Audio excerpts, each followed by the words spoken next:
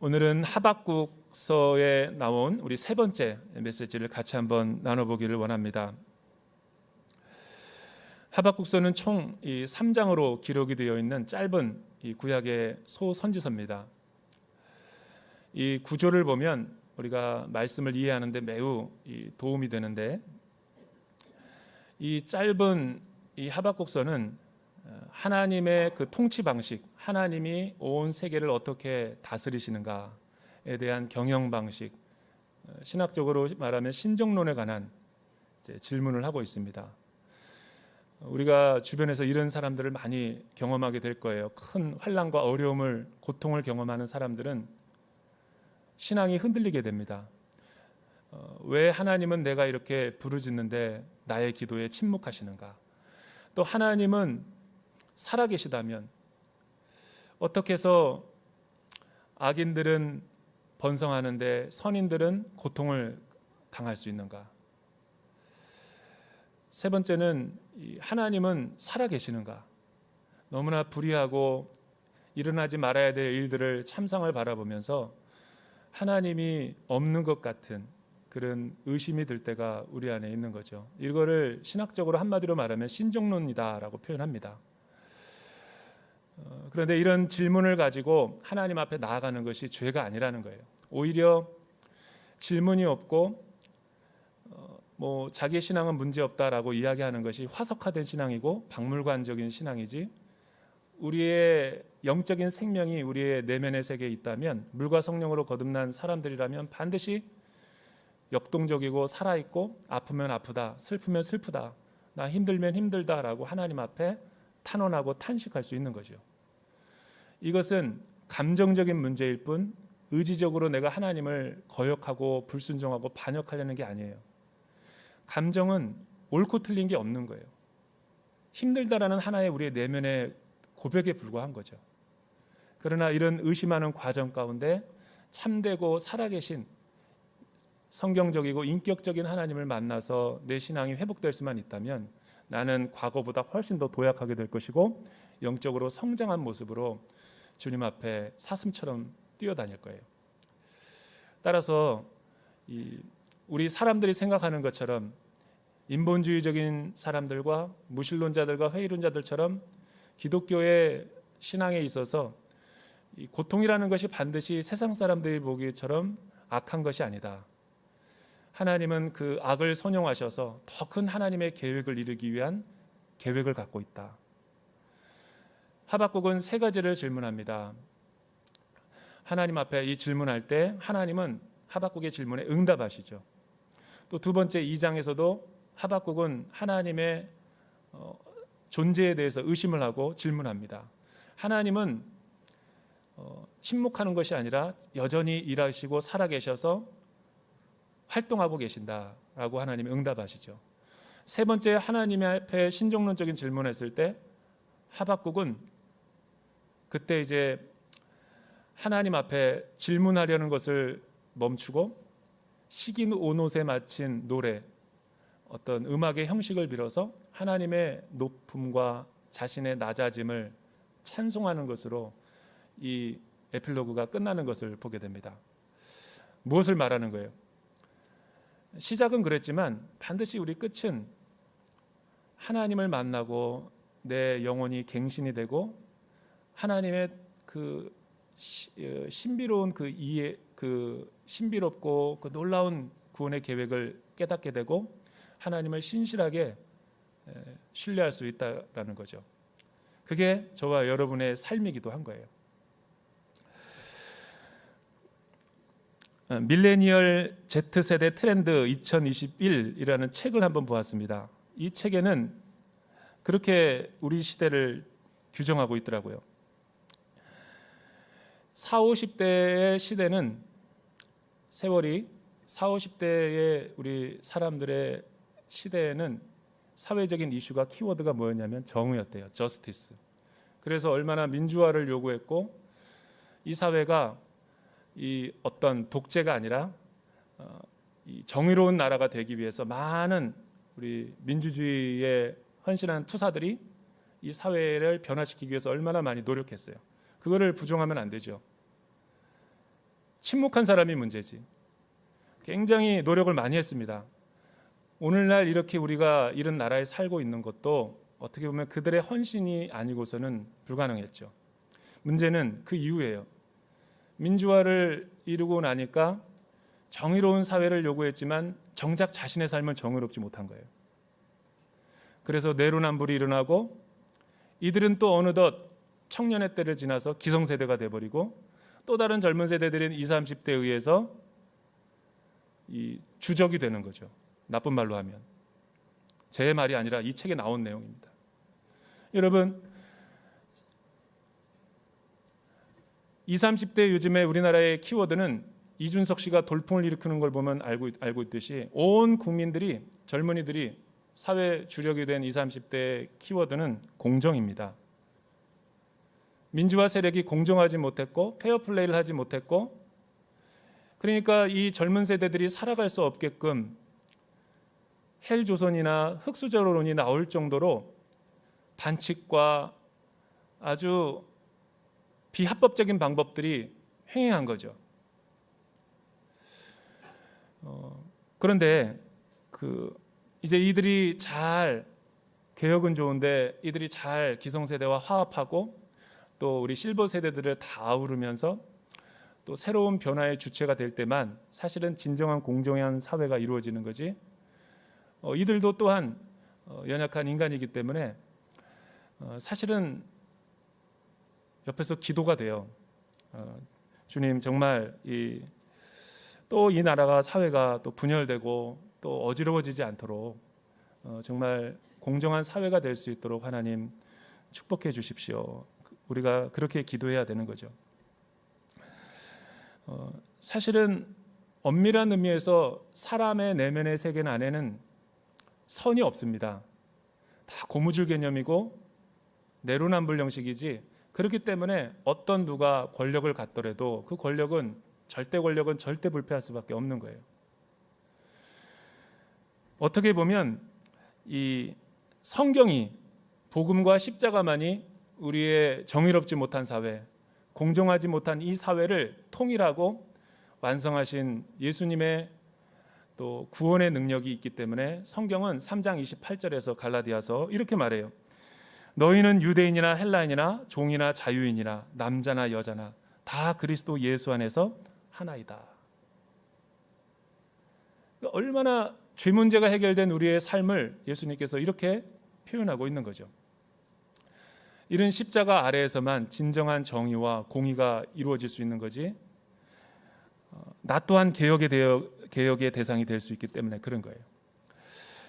하박국서는 신종론적인 질문을 했다가 하나님한테 야단을 맞았죠. 그 이유가 뭡니까? 어째서 이 시대가 이렇게 불의하고 악한 세력들이, 바벨론과 신흥 제국들이 자신의 거룩한 성소와 예루살렘에 있는 이 남유다를 공격할 수 있느냐?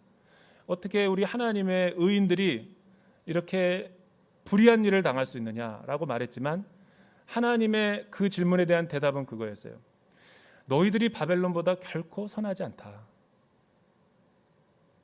남의 죄는 굉장히 현미경으로 들여다보면서 자기의 내면의 죄는 굉장히 망원경으로 보려는 그런 이중적인 자세 때문에 사람들 앞에서는 그렇게 늘 그런 부분적인 모습들만 나타나지, 우리의 마음을 감찰하시고 영혼을 살피시는 하나님은 온 세계를 경영하시는 창조주 하나님이세요.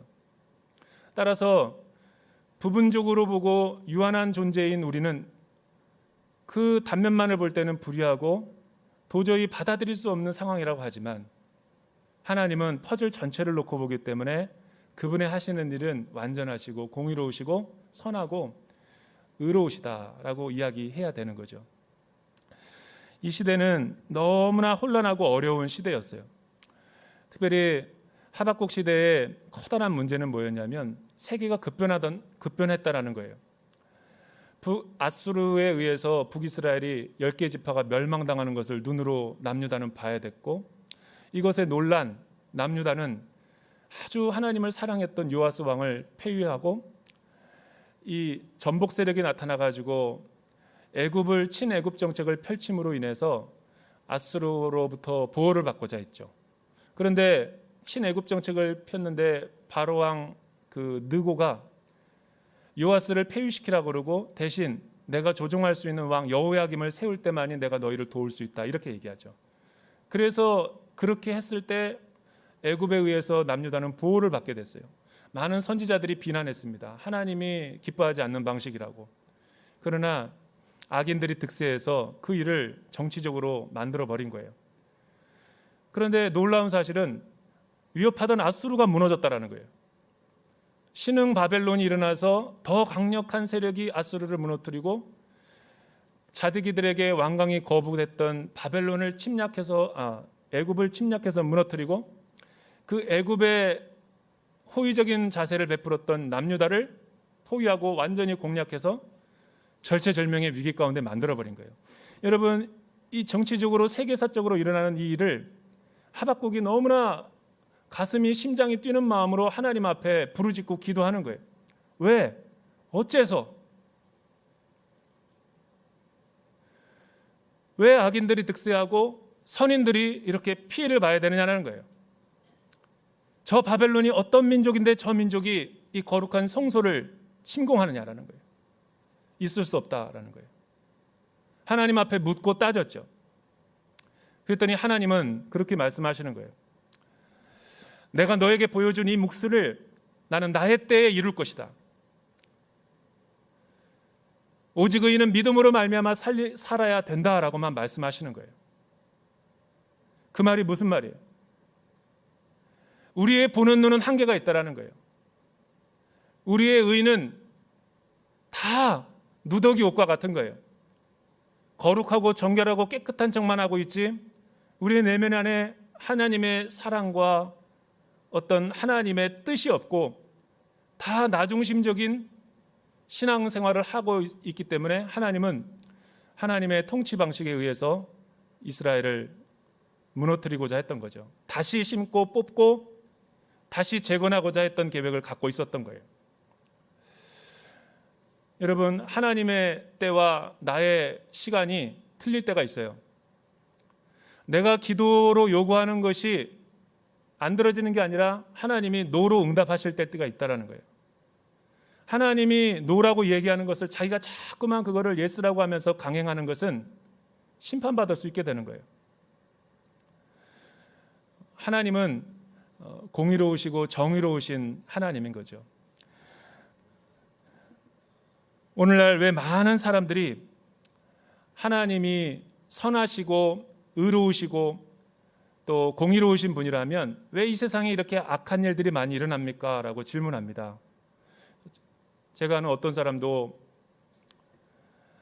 교회 생활 잘하다가 어떤 시험거리를 교회 안에서 보고 하나님이 살아계시다면 왜 이런 말도 안 되는 일들이 일어나야 되는가? 나는 그런 하나님이라면 하나님을 믿지 못하겠습니다 하고 교회를 떠나서 지금도 안 다녀요. 해외여행을 해보면서 아프리카와 같은 가난하고 기아로 허덕이면서 죽어가는 저 많은 사람들을 보면서 뜻을 세우려고 하던 청년이 교회를 떠나요. 하나님이 살아계시다면 왜 저런 죄도 없는 아이들이 죽어가야 되는가? 왜 고통을 당해야 되는가? 하나님은 선하시지 않거나 하나님은 전능하지 않거나 이런 문제를 제기할 때가 있는 거죠. 그러나 사실은 그 말의 이면을 자세히 우리가 따져보면 그 사람이 사용하는 선의 개념과 하나님의 개념이 다르다라는 걸 알 수 있어요. 그 사람이 믿고 있는 그 선의 개념은 어디서 온 것입니까? 여러분, 우리가 사용하는 단어는 반드시 반제에 의해서 그 단어의 의미가 규정이 되는 거예요. 예를 들면 어둠이라는 것은 어둠 스스로 존재 못합니다. 빛이라는 것이 없고 결핍될 때 어둠이라고 하는 거죠. 죽음이라는 것은 죽음 자체로 존재하는 게 아니에요. 생명을 잃어가고 있는 상태가 죽음이에요. 죄는 무엇입니까? 의가 결핍되어 있는 상태가 하나님의 뜻이 사라져버리는 상태가 죄인 거예요. 그런데 이 양복에 구멍이 났는데 구멍이라는 단어가 스스로 존재하지 않아요. 이 양복의 바탕에 구멍이 났다라고 해서 우리가 구멍이 난 거를 이해하는 거지. 마찬가지죠. 그들이 선하다라는 개념을 알면 반드시 도덕적 실제가 있다라는 거죠. 그 개념을 누가 주었어요? 하나님이 주었죠. 하나님이 우리의 마음속에 그렇게 내재해 둔 거예요. 아무리 약한 사람도 이 세상이 공의롭지 못한 일을 봤을 때 다 그것은 악이다라고 인정한다면 그 자체가 하나님을 부정하지 않고 있는 거예요. 왜냐하면 하나님은 하나님의 형상을 통해서 우리를 창조하실 때 너무나 완벽하게 만들었기에 그런 자유의지의 선물을 주셨기 때문에 그 자유의지를 갖고 하나님을 반역하고 불순종하고 자기중심적으로 살아가려고 하는 욕망으로 가득 찬 사람이죠. 왜? 자기가 스스로 하나님이 되고 싶어서. 하나님이 죄를 만든 게 아니죠. 하나님이 고통을 만든 게 아니에요. 여러분, 이 세상의 전 인구가 미국에서 살 수 있대요. 먹고 살면서. 고통이 하나님 탓인가 인간 탓인가요? 하나님의 형상을 잃어버린 사람이 선택해서 그렇게 만들어진 거예요. 근데 우리는 모든 불의를 다 하나님 탓으로 돌릴 때가 참 많은 거죠. 개선하려고 하지도 않고. 왜 그럴까요? 그 안에는 자기가 스스로 하나님이 되려고 하는 욕심이 있기 때문에 그런 거예요. 이거를 십자가에서 정리하지 않으면 이 사회는 공정해지지도 않고 정의로워지지도 않아요. 5가지 하나님을 떠난 사람에게 하나님이 장차 바벨론에게 공의로운 심판을 임하겠다라고 응답을 해주세요. 6절서부터 8절 말씀 한번 읽어보죠. 하나님은 어떤 사람을 심판하기를 원하시는가? 6절에서부터 8절 말씀 같이 읽어볼까요? 시작. 이들 모두가 그를 속담거리로 삼고 그에 대해 풍자와 비유를 말하지 않겠느냐? 화 있을 것이다. 자기 소유가 아닌 것으로 부유하게 된 사람아, 이런 일이 얼마나 더 계속되는가? 갑자기 내 빚쟁이들이 일어나고 너를 공포로 떨게 할 사람들이 깨어 일어나지 않겠느냐? 그러면 내가 그들의 약탈물이 될 것이다. 내가 많은 나라들을 약탈했기 때문에 그 나라들 가운데 살아남은 백성 모두가 너를 약탈할 것이다. 내가 사람의 피를 흘리게 하고 땅과 도시와 그 안의 모든 주민들에게 폭력을 행했기 때문이다. 하나님은 왜 바벨론에게 화와 진노의 5가지 죄를 선포하실까요? 왜냐하면 바벨론은 그 당시 강력한 제국의 힘을 가지고 가장 잔인무도한 방법으로 사람들을 정복했고 살육했기 때문에 그런 거예요. 하나님은 자신의 힘을, 권력을 절대화하는 국가나 사람을 미워하세요. 다른 사람을 침략해 강제로 빼앗은 바벨론에게 하나님의 화가 임할 것이다 라고 선포하는 거죠. 우리는 사실은 이 성경적으로 성경을 읽다가 보면 가끔 비약이 심할 때가 많아요. 왜냐하면 자세한 역사를 기록하는 것이 아니기 때문에. 그래서 우리가 눈여겨 살펴봐야 돼요. 이 실제로 남유다가 멸망하고 바벨론에 함락했던 때의 배경이 바로 다니엘서죠. 다니엘서 2장과 4장에 보면 이 세계에서 가장 잔혹하기로 유명했던 그 느부갓네살 왕이 다니엘 앞에 등장하죠. 2장에 보면 아리옥을 통해 전 세계를 제국화시켰던 그의 절대 권력을 갖고 사람들에게 호령하죠. 내가 지난밤에 꿈을 꿨는데 너무너무 내 권력을 잃어버리는 꿈이었던 거예요.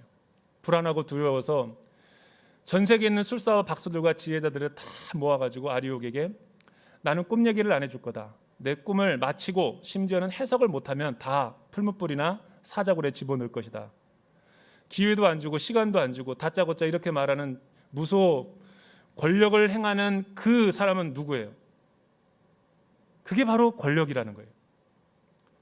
자기의 뜻대로 자기의 마음대로 안 되는 것이 없는 그 힘을 갖고 있는 사람. 결국은 그들은 맞출 수 있는 시간도 못 갖추고 죽었어요. 다음 순서가 다니엘이었어요. 세 친구와 아리옥이 급하게 다니엘을 찾자 다니엘은 내가 지금 이렇게 말하면 어떻게 다 마칠 수 있습니까? 기도의 시간을 조금만 주십시오. 기도하고 나오더니 하나님께서 나에게 지혜를 주셨습니다. 느부갓네살 앞에 서죠. 서자마자 느부갓네살에 말하지도 않았는데 그 꿈을 해석해요. 그 꿈의 내용은 큰 신상이었어요. 왜냐하면 느부갓네살 왕은 정복한 모든 나라와 제민들에게 거대한 북한처럼 신상을 세워놓고 절하지 않으면 다 멸절시켜 버렸기 때문에. 그래서 사실은 느부갓네살의 바벨론 제국이 커질 수 있었던 이유는 전쟁을 해서가 아니에요. 느부갓네살 이름을 들으면 다 공포를 느끼는 거예요.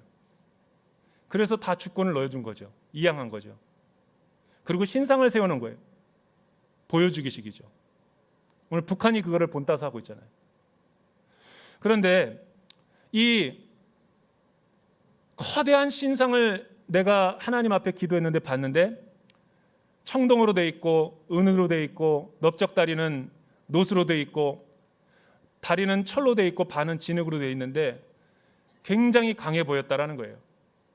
그런데 갑자기 돌멩이 하나가 나오더니 이 신상을 완전히 산산조각 내버렸습니다 라고 마치니까 느부갓네살이 놀라는 거예요. 그 꿈을 어떻게 맞췄느냐. 그 꿈의 해석이 뭔가. 왕이시여, 제가 섬기고 모시는 하나님의 말씀에 따르면 하나님은 나 외에 다른 신을 섬기고 나 외에 절대 권력을 갖는 것을 허락하지 않는데 하나님이 이 불의한 세계를 심판하시기를 원하십니다. 자기가 세상의 최고라 그러고 하나님 대신해서 살려고 하는 그 죄악을 하나님은 심판하시기를 원하십니다. 그 뜨인도는 바로 메시아 같은 분이 오셔서 정의와 공평의 나라로 그 나라를 산산조각 내버릴 겁니다.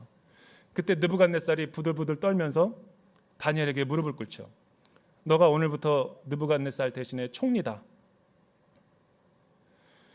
뭐를 말하려는 거예요? 여러분, 이 코로나 시대 때 코로나가 준 우리의 교훈이 뭐예요? 영적인 레슨이. 저는 하나가 분명하게 있다고 봐요. 다른 건 제가 전문가가 아니기 때문에 모르지만 코로나 이전에는 우리가 살던 이 소비 생활과 소비의 어떤 경제 시스템이 정상이라고 생각했어요. 근데 지금은 뉴노멀이라고 그러잖아요. 그렇게 살면 안 돼요. 마음껏 소비하고 마음껏 여행하고 마음껏 내가 하고 싶은 대로 하고 마음껏 물질을 소유하고 그렇게 하니까 지구가 이렇게 된 거예요. 그 대가를 누가 지불 받아요? 다 우리가 지금 경험하고 있는 거예요. 아니라고 부인할 사람이 누가 있어요? 우리는 얼마만큼 더 높은 데 올라가고 얼마만큼 더 소유하면 우리의 영혼의 만족을 느낄까요? 그 탐욕은 없어요. 그 욕심의 마음을, 권력 지향적인 마음을 하나님 앞에 가져오지 않는 이상 우리 안에는 참된 만족이 없다고요.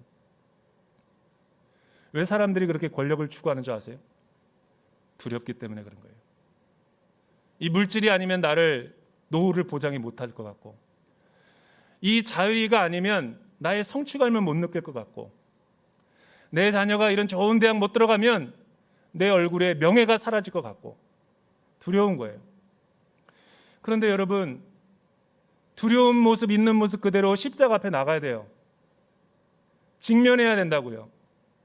그걸 하나님 앞에서 해결하지 않으면 얼굴만 바뀔 뿐 계속 우리는 탐욕을 추구하는 삶을 살 수밖에 없어요. 느부갓네살을 그걸 지적한 거예요. 왜냐하면 또 다른 권력자가 나타나서 메대 바사에 의해서 바벨론은 무너지거든요. 탐욕의 죄를 교회가 회개해야 돼요.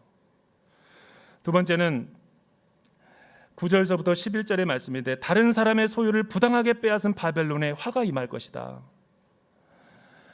바벨론이 세운 도시와 성읍은, 바벨탑은 자신의 물자를 가지고 세운 게 아니에요. 남들이 세워놓은 거 재산들을 다 빼앗아 갖고 그 자원을 갖고 세운 거예요. 1등을 좋아하지 마세요. 1등이라는 것은 영원한 1등은 없어요. 영원한 1등이 없는데 많은 사람들은 영원히 1등이 되려고 해요. 그러니까 사회가 혼란스러운 거예요.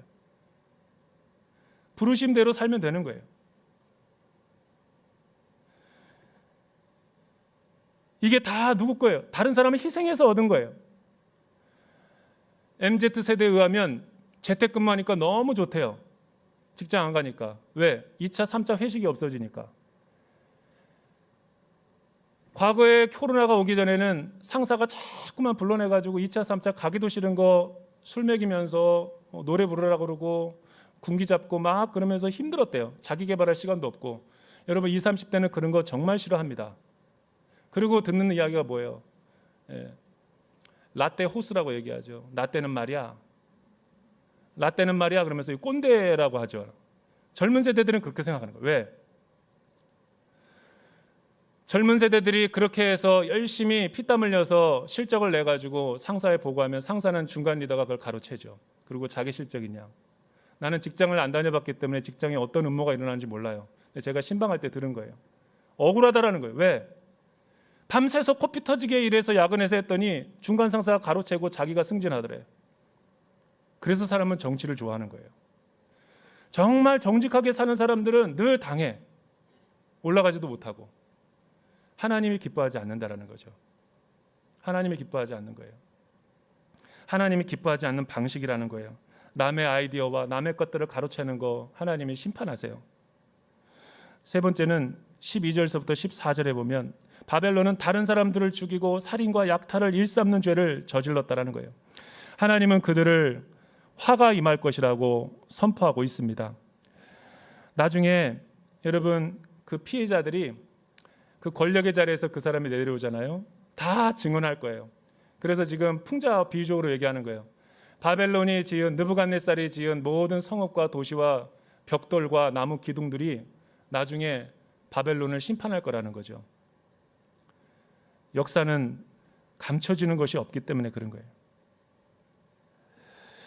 네 번째는 15절에서 17절에 보면 화 있을 것이다. 다른 사람들에게 수치와 비인격적인 행위를 하는 바벨론에게 화가 임할 거래요.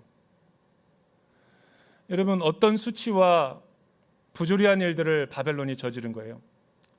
승리를 자축하면서 샴페인을 터뜨리면서 곤드레 만드레 취하고 사람들을 불러다가 막 그 조롱하면서 연약한 사람에게 술 먹여서 옷을 벗기고 겁탈하는 일들이 일어났다라는 거죠. 이거 하나님이 굉장히 미워하는 죄악 중에 하나라는 거예요. 수치와 조롱을 힘이 있다고 권력이 있다고 권력을 이용해서 약자들을 착취하는 것을 하나님은 굉장히 싫어하십니다. 왜 우리 사회가 이렇게 됐는가? 하나님의 공의와 정의가 없이 물질주의적인 삶으로 탐욕스럽게 살아왔기 때문에 그런 거예요. 물질이 가진 사람이 갑이고 물질이 없는 사람은 을이 되니까 경비원들에게 비인격적으로 막말해도 되고 자신은 항상 높이 있는 사람이라고 착각하니까 그런 일들이 벌어지는 거죠. 더 안타까운 것은 군부대에서 얼마 전에 성추행 사건이 일어났잖아요. 발칵 뒤집혔죠. 재밌는 거 알려드려요. 아주 오래전부터 있었답니다.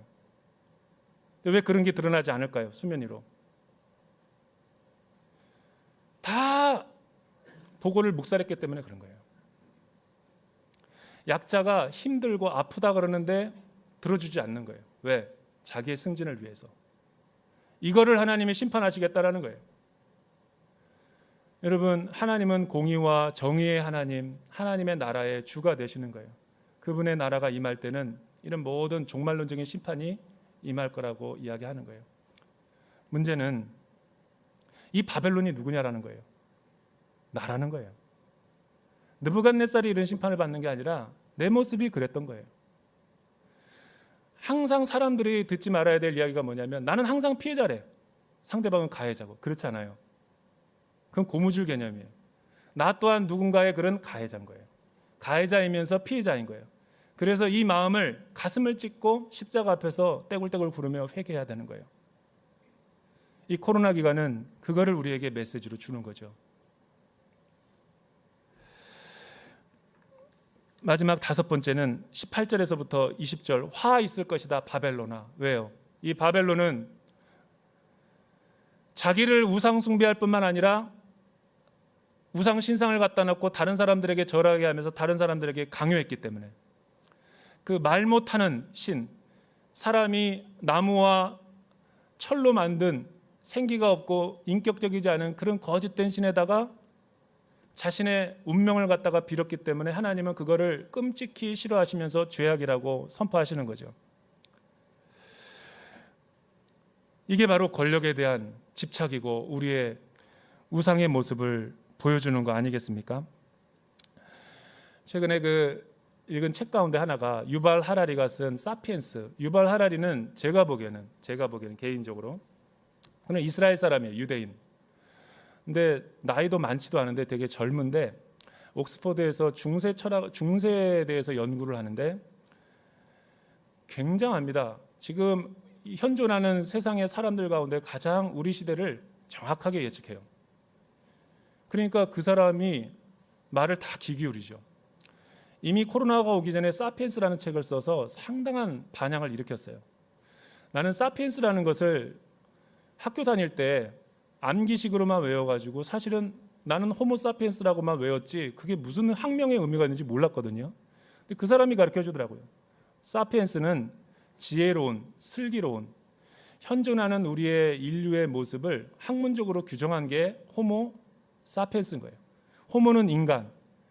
지금 인간은 모든 이 세상에 존재했던 인류 가운데 가장 지혜와 스마트하고 뛰어난 지각을 갖고 있는 사람이라는 거예요. 모든 것을 다 만들어냈으니까. 그런데 그가 최근에 낸 책 가운데 호모 데우스라는 책이 있는데 날카로워요. 그 책이 사실은 1년 6개월 동안 그분의 말한 대로 다른 사람들은 다 부분적으로 예측했는데 유발 하라리가 쓴 것들은 권위가 있어요. 왜냐하면 거의 다 예측이 맞아요. 경험하지도 않았는데 어떻게 맞출까? 그만큼 머리가 천재적이라는 거예요. 호모 데우스가 무슨 뜻이냐면 데우스는 신이에요. 사람이 신이 되는 시대가 왔다라는 거죠. 왜? 생명도 마음대로 이제 연장할 수 있는 시대고 의학의 발달로 과학도 인공지능으로 의해서 이제는 전문가들이 필요가 없는 시대가 왔대요. 일본 여행할 때 사진을 딱 찍으면 구글 사진에서 다 모든 사진 찍는 거와 함께 번역이 돼요. 몇 년 전 얘기입니다. 지금은 모든 게 급변하는 세대죠. 그래서 이제 인류에는 고통이 사라질 거라는 거예요. 다 맞다가 이게 틀린 거죠. 왜? 인간을 우상시하고 권력화시키니까 절대적으로. 여러분, 하나님 없이 세우고자 했던 인류의 문명은 한 번도 성공한 적이 없어요. 왜? 하나님이 흩으시기 때문에. 이런 위기 시대 때 예수 믿는 사람들은 어떻게 살아야 돼요? 우리의 악과 불의, 불공정은 절대 죄가 해결되지 않는 이상 없어지지 않습니다.